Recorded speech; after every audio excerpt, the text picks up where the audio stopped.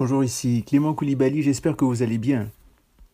Vous avez certainement entendu parler de la procrastination ou du relâchement dans le travail ou le fait d'être oisif, et c'est de cela que j'aimerais parler aujourd'hui. Donc le relâchement et comment s'en sortir, comment faire pour ne pas rester dans un état d'oisiveté. Vous savez, c'est très très dangereux de se relâcher dans ce qu'on entreprend, dans ce qu'on réalise, dans ce qu'on fait. Et il y a ce passage dans la parole de Dieu que vous connaissez peut-être, donc en Proverbe 18, 9, qui dit « Celui qui se relâche dans son travail est frère de celui qui détruit. » Celui qui se relâche, celui ou celle, bien sûr, qui se relâche dans son travail, frère et sœur de celui qui détruit. Dans ce passage, relâche, donc, qui est le mot rapha, est aussi traduit par paresseux. On pourrait donc dire celui qui est paresseux est frère de celui qui détruit. À titre d'exemple, dans la parole de Dieu, nous avons Pharaon, lorsqu'il parlait aux Israélites, lorsque Moïse est venu le voir pour lui dire de laisser partir le peuple pour adorer le Seigneur. Il y a Pharaon qui a répondu « Vous êtes des paresseux, des paresseux ». Voilà pourquoi vous dites « Allons offrir des sacrifices à l'Éternel ». Donc c'est le même mot ici pour paresseux, donc le mot rapha, comme je disais au tout début. Et vous savez, face aux problèmes, aux difficultés de la vie, nous pouvons être à terre pendant un moment, mais il faut se relever. Il ne faut pas rester à terre dans l'apitoiement, les larmes, les plaintes, les lamentations, les murmures. Prenons l'exemple de David, qui est un type de Christ, une image de Christ. Voici ce qu'il fit en pleine crise de découragement, dans une grande dépression. Donc, à un moment, il y a les Amalécites qui sont venus attaquer Tislak, donc l'endroit où David était avec sa famille, avec ses hommes et tout ça. Et ces hommes étaient avec aussi leur famille. Et ils ont été attaqués par les Amalécites. Et les Amalécites ont amené en captivité, donc les femmes de David, les enfants, les autres personnes aussi. Et en 1 Samuel 30, verset 6, voici ce que la parole nous dit. David fut dans une grande angoisse, car le peuple parlait de le lapider, parce que tous avaient de l'amertume dans l'âme, chacun à cause de ses fils et de ses filles. Mais David, que fit David? Mais David reprit courage en s'appuyant sur l'Éternel son Dieu. Et j'aimerais t'inviter à reprendre courage, Voici, à travers l'exemple de David, d'autres versions qui disent David se fortifia. Donc, comment se fortifia-t-il? Quel est l'exemple de David? Qu'a-t-il fait de concret? On nous dit que David ne s'est pas appuyé sur ses propres forces, ses propres capacités, ses propres connaissances. Il n'a pas compté sur lui-même, sur sa résilience, pour utiliser un terme à la mode. Non, absolument pas. David se fortifia en l'Éternel. Il se fortifia en l'Éternel. Nous aussi, à l'instar de David, comme David, nous recherchons à nous fortifier en Jésus-Christ, car il est fidèle, il ne chancelle pas, il ne chancelle jamais, jamais, jamais. L'apôtre Paul pouvait dire « Ce n'est pas à dire que nous soyons par nous-mêmes capables de concevoir quelque chose comme venant de nous-mêmes. Notre capacité, au contraire, vient de Dieu. Notre capacité, au contraire, vient de Dieu. » 2 Corinthiens 3, 5. Notre capacité vient de Dieu. En Proverbe 18, 9, donc notre texte de départ, celui qui se relâche est frère dans son travail est frère de celui qui détruit. Donc dans ce proverbe, il est dit, nous voyons que celui qui se relâche ou qui manifeste de la paresse, qui est négligent, qui procrastine, est frère de celui qui détruit. Et son travail peut être physique ou spirituel. Il se relâche dans son travail. Parlons un peu de l'aspect spirituel. On a par exemple Anne la prophétesse. J'aime vraiment cet exemple-là, c'est son modèle et tout, Anne la prophétesse. Et ça, c'était au temps de Jésus, Anne qui, poussée par le Saint-Esprit, est allé accueillir bébé Jésus. Jésus n'est pas resté bébé, il a grandi. On dit, parfois on entend le petit Jésus, le petit Jésus. Non, il n'est pas resté petit, il a grandi. Mais lorsqu'il était bébé, le Saint-Esprit a poussé Siméon et Anne à aller rencontrer notre Seigneur et Sauveur Jésus-Christ. Donc en Luc 2, 36 à 38, il est dit, il y avait aussi une prophétesse, Anne, fille de Phanuel, de la tribu d'Acher.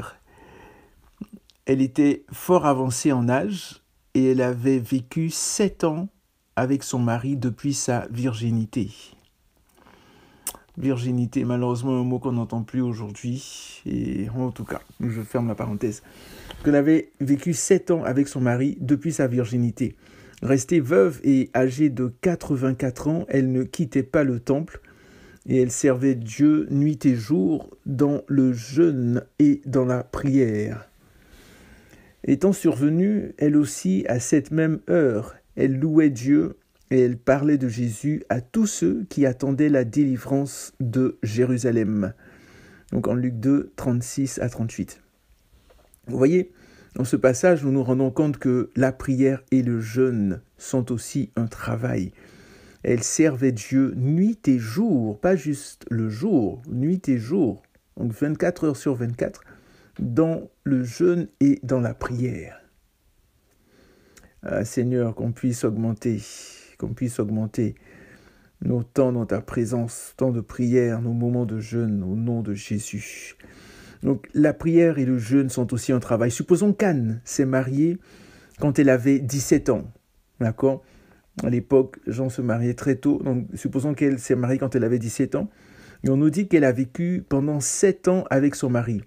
Donc on suppose qu'elle avait alors 24 ans quand elle a perdu son mari. Par la suite, de ses 24 ans jusqu'à ses 84 ans, elle travaillait pour Dieu. Donc pendant 60 ans, pendant 60 années, pendant 60 ans, jour après jour, elle était fidèle, elle persévérait, elle ne se relâchait pas, elle ne procrastinait pas. Waouh, quel exemple extraordinaire. Vraiment, soyons inspirés par Anne. Le Seigneur Jésus nous exhorte aussi à ne pas nous relâcher dans le domaine de la prière, et ce pour notre plus grand bien.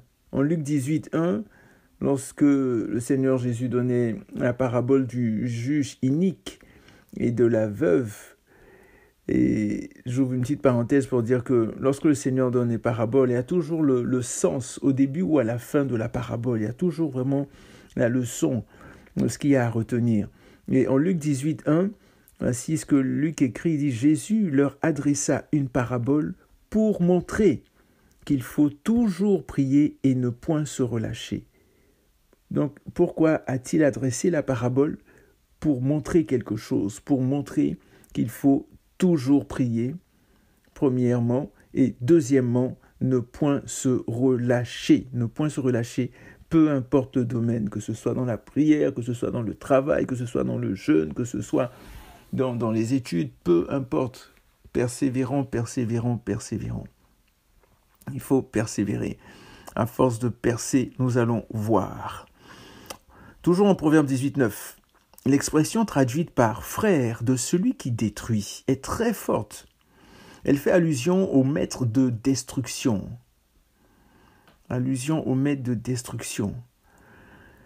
Et c'est qui le maître de destruction ? Ce n'est nul autre que Satan, que le diable, que l'ennemi. Ainsi, lorsqu'on se relâche dans son travail, on fait en fait tout simplement l'œuvre du diable. On fait son œuvre. On se transforme en agent du diable. Comment ? C'est parce que c'est le diable qui divise, c'est lui qui détruit, c'est lui qui sème la pagaille partout. Et qu'est-ce qu'on détruit ? On détruit non seulement notre propre vie est aussi celle des autres, celle de notre famille, de nos enfants, des personnes autour de nous. Nous mangeons le pain du sommeil, de la paresse, de l'oisiveté, de la procrastination. On ne contribue pas en fait à améliorer notre vie, à apporter des changements qui feraient en sorte qu'on soit une source de bénédiction, non seulement pour nous-mêmes, mais aussi pour les autres autour de nous. Et toujours en Proverbe 18, verset 9, il y a tellement de choses dans ce verset, tellement d'applications, tellement de leçons. Toujours en Proverbe 18, verset 9, l'expression traduite par « frère de celui qui détruit » parle également de décadence, de déchéance, de ruine, de souillure, de pourriture. Donc faisons donc très attention à ne pas nous relâcher. Car c'est la ruine, c'est la déchéance, la décadence, la souillure, la pourriture. Et sinon, ce qui nous attend, en fait, c'est ce sont bien sûr des conséquences négatives qui auront non seulement des impacts, comme je l'ai dit, sur nous, mais sur notre famille, sur tout notre entourage. Et en étudiant, en méditant sur ce thème-là, le Seigneur m'a montré quelque chose, un éclairage que je partage avec vous. En fait, on comprend maintenant pourquoi véritablement Dieu a voulu qu'Adam travaille, même s'il avait tout à sa disposition dans le jardin d'Éden. Parce que Adam pouvait être là et puis être couché 24 heures sur 24, et puis se promener dans le jardin, s'amuser avec Ève et tout ça. Non. Dieu a dit à Adam, Dieu lui a dit qu'il fallait qu'il travaille. En Genèse 2,15, il nous a dit « L'Éternel Dieu prit l'homme et le plaça où ? Dans le jardin d'Éden. » Donc il y avait l'Éden, Dieu a fait un jardin, il l'a placé dans le jardin d'Éden. Pour quelle raison ?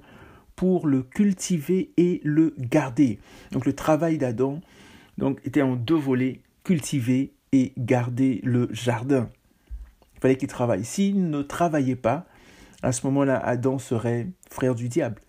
Il serait frère de destruction, frère de celui qui détruit. Et c'est pour cela qu'il est important de travailler, pour un être humain, pour ne pas justement avoir ce lien-là avec l'ennemi. Donc, il faut vraiment éviter l'oisiveté. Le Seigneur ne veut pas qu'on soit oisif, qu'on procrastine. Et cela détruit la valeur du travail. Le travail, donc ce concept que Dieu a créé depuis la nuit des temps. On a vu Dieu lui-même travailler les 6 jours de la création et le 7e jour, il s'est reposé. Donc Dieu a travaillé, notre Père travaille, donc ne soyons pas paresseux. Donc voilà, faisons tout pour ne rien avoir en commun avec l'ennemi, avec Satan, qui est le père du mensonge, de la paresse, de la destruction, du vol, de la haine, de la division. Voyons maintenant certaines choses pour lesquelles il ne faut pas se relâcher. Il y a bien sûr plusieurs éléments, le travail bien sûr, comme on a dit, les études, etc. Mais plus particulièrement dans la parole de Dieu. Donc, il ne faut pas se relâcher pour faire le bien, pour le bien qu'on peut faire à notre prochain, aux gens autour de nous. Il ne faut absolument pas se relâcher pour cela. Donc, on a ce passage en Galates 6, verset 9, l'apôtre Paul qui écrit aux Galates et à l'église de Galatie. Et que leur dit-il ? Il leur dit « Ne nous lassons pas de faire le bien, car nous moissonnerons au temps convenable si nous ne nous relâchons pas. » Si nous ne nous relâchons pas, ne nous lassons pas de faire le bien. Donc, continuez à faire le bien, recherchez à faire le bien. Ne disons jamais j'ai trop aidé telle ou telle personne, je suis fatigué, c'est bon maintenant. Non, continuons à faire du bien, à bénir, à encourager. Même sans retour, continuons. Je veux dire, ne disons pas, c'est pas une histoire de give and take et puis bon, je l'ai fait, tu dois le faire en retour. Non, faisons-le de tout notre cœur. En Hébreux 6, 10 à 12, il y a ce taux de passage dans lequel nous sommes encouragés à toujours faire le bien et les récompenses de Dieu sont mises en exergue parce que Dieu est reconnaissant et il n'oubliera pas notre travail, nos œuvres, notre amour. En Hébreux 6, 10 à 12, voici ce qui est dit « Car Dieu n'est pas injuste pour oublier votre travail et l'amour que vous avez montré pour son nom, ayant rendu et rendant encore des services aux saints. » Dieu n'est pas injuste pour oublier votre travail. Il se rappelle.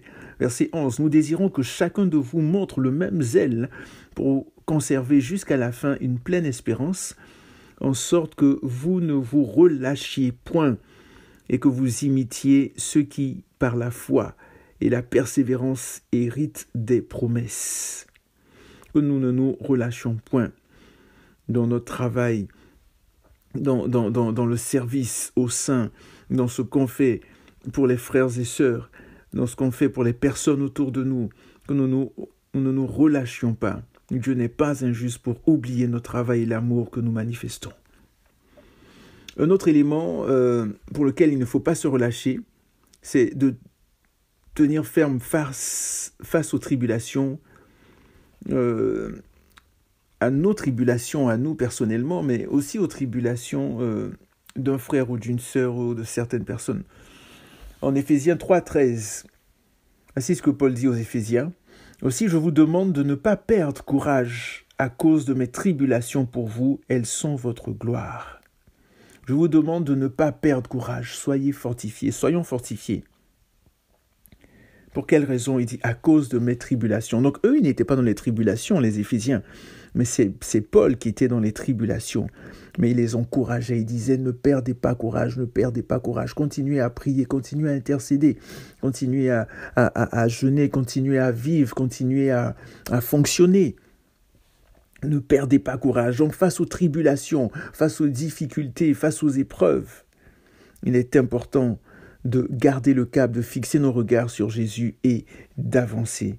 Bien sûr, on ne court pas après les tribulations, les difficultés, c'est pas agréable. Mais Dieu, comme on l'a vu, Dieu nous donne la capacité, la force, le courage de ne pas nous relâcher, mais au contraire de tenir ferme, car elles sont aussi notre gloire. Vous savez, pour l'esprit humain, c'est totalement illogique, mais c'est la logique du royaume de Dieu. Un autre élément pour lequel il ne faut pas se relâcher, c'est un peu comme le précédent, dans les peines, les afflictions. En 2 Corinthiens 4, 16 à 18, Paul pouvait dire « C'est pourquoi nous ne perdons pas courage. Et lorsque notre homme extérieur se détruit, notre homme intérieur se renouvelle de jour en jour, car nos légères afflictions du moment présent produisent pour nous, au-delà de toute mesure, un poids éternel de gloire, parce que nous regardons non point aux choses visibles, mais à celles qui sont invisibles, car les choses visibles sont passagères et les invisibles sont éternelles. Donc, en fait, parle ici du fait comme je disais, de regarder aux choses invisibles, de regarder à la récompense, de regarder la gloire dans laquelle nous serons, de regarder plus loin. Et cet esprit me montrait que c'est quelque chose qui a aidé les martyrs, qui aide les martyrs. Lorsque tu es martyrisé, des choses qui ont fait en sorte que les gens pouvaient résister, pouvaient être fermes face aux difficultés, face aux martyrs même. Et vous voyez, il dit, nous ne perdons pas courage. Et lorsque notre homme extérieur se détruit, notre homme intérieur se renouvelle de jour en jour. Donc on a besoin de nourrir constamment notre homme intérieur par la prière, par la méditation de la parole, par le jeûne, par les disciplines spirituelles. On a besoin de nourrir notre homme intérieur. Oui, Paul pouvait dire en Éphésiens 5, il disait soyez remplis du Saint-Esprit, ne vous enivrez pas de vin, mais soyez remplis du Saint-Esprit. On a besoin de chercher, et c'est en étant remplis du Saint-Esprit justement qu'on nourrit notre homme intérieur. On nourrit par la parole, dans le jeûne, etc. Un autre élément pour lequel il ne faut pas se relâcher, c'est, en autre endroit, c'est dans le ministère. En 2 Corinthiens 4.1, Paul pouvait dire « C'est pourquoi ayant ce ministère, selon la miséricorde qui nous a été faite, nous ne perdons pas courage dans le ministère, dans l'œuvre de Dieu, dans le ministère. » Dans le ministère, dans le service de Dieu, il ne faut pas non plus perdre courage. Oui, malgré les critiques, malgré les calomnies, malgré les difficultés, malgré les méchancetés, malgré les trahisons, il faut continuer, il faut persévérer. Ce n'est pas évident du tout, mais il faut persévérer, Vous savez, le Seigneur est là, il ne nous abandonnera jamais, il est toujours avec nous. Le Seigneur Jésus est là. Donc, soyons fermes, refusons la compromission, refusons les alliances bizarres avec je ne sais qui. Faisons attention. On veut peut-être avoir une certaine renommée, un quelconque succès. Non, Recherchons plutôt le succès de Christ, le succès de Jésus. C'est Jésus la superstar, c'est pas nous. Prêchons le plein conseil de Dieu, prêchons contre le péché, prêchons sur la repentance, prêchons contre l'avortement, la pornographie, l'homosexualité, refusons le politically correct, ne nous conformons pas au siècle présent, n'ayons pas honte de Jésus, afin qu'un plus grand nombre soit sauvé. N'ayons pas honte. Vraiment, ne recherchons pas à nous fondre dans la masse et à faire plaisir aux gens. Non, recherchons plutôt à faire plaisir à Dieu. Recherchons. Paul pouvait dire aux Galates, si je voulais faire, Galates 1, je crois, si je voulais faire plaisir aux hommes, je cherchais la faveur des hommes, je ne serais pas serviteur de Dieu. Donc, vous voyez, c'est vraiment important. C'est vraiment important de rechercher à plaire au Seigneur et à ne pas craindre les hommes. Donc voilà, si je récapitule, donc les choses à faire, les choses, il y a certainement plein d'autres éléments pour ne pas se relâcher. Donc c'est vraiment dans le fait de faire le bien, de tenir ferme face aux tribulations, aux difficultés, dans les peines, dans les afflictions, dans le ministère aussi. Et Seigneur, je veux te bénir, te rendre grâce, te dire merci, aide-nous. Pardon, Seigneur, pour toutes les fois où nous avons été frères de celui qui détruisait, lorsque nous nous sommes relâchés dans notre travail, dans ce que nous avons entrepris. Seigneur, merci, Seigneur, pour ton pardon. Merci pour l'œuvre de la croix. Merci parce que tu es mort, tu es ressuscité. Merci parce que tu es vivant. Et Seigneur, je te prie de toucher, de visiter, Seigneur, toutes ces personnes qui m'entendent en ce moment. Merci de les bénir et de leur donner, Seigneur, de ne jamais se relâcher et d'avancer, de persévérer. Que la gloire, l'honneur, la puissance te reviennent pour les siècles des siècles. Amen. Donc, j'aimerais vous encourager vraiment si vous n'avez pas encore reçu ou soumis votre vie à notre Seigneur et Sauveur Jésus-Christ, à le faire de tout votre cœur. Reconnaître que vous êtes pécheur, vous repentir, renoncer au péché, prendre la décision de renoncer au péché et dire, Seigneur, je crois que tu es mort à la croix pour moi, que tu es ressuscité et que tu es vivant. Parce que la parole de Dieu nous dit, oui, c'est une chose de croire de notre cœur, mais important de confesser de notre bouche aussi, oui, que Jésus est mort, que nous croyons en lui et que nous lui soumettons notre vie. Donc je vous encourage vraiment à le faire, à lui soumettre votre vie, à dire, Seigneur Jésus, viens dans mon cœur, viens dans ma vie, je m'abandonne à toi, je te soumets ma vie, je reconnais que je suis un pécheur, pardonne-moi pour mes péchés. Et Seigneur, remplis-moi de ton esprit, j'ai besoin de toi, remplis-moi. Et aujourd'hui même, je fais de toi mon Seigneur et Sauveur personnel. Et je te laisse le volant de ma vie. Merci de me guider, de me diriger. Dans le nom de Jésus, Amen. Et si vous avez fait cette prière vraiment de tout votre cœur, si vous la faites, je vous encourage à vraiment aller dans la parole de Dieu, à rechercher le Seigneur, à être guidé, à être dans une communauté vraiment où la parole de Dieu est le centre, la Bible est véritablement le centre et vraiment, surtout, n'oubliez pas que Jésus revient très bientôt. Donc, comme je pouvais le dire, je le répète, la décision la plus importante que vous puissiez prendre, qu'un être humain puisse prendre, c'est vraiment pour son éternité. Donc, celle de recevoir Jésus-Christ comme son Seigneur et Sauveur, celle de lui soumettre sa vie. Donc, portez-vous bien, que Dieu vous garde, que Dieu vous bénisse et à la prochaine.